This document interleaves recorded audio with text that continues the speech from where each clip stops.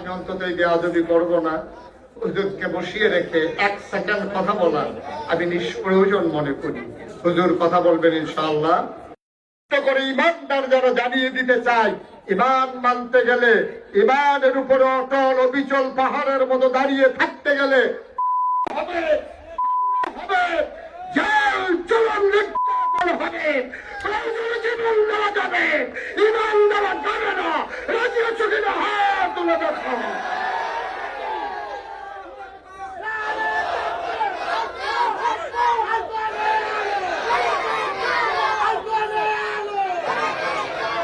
সবাই পড়ি আমিন, সবাই জুড়ে পড়ি আমিন।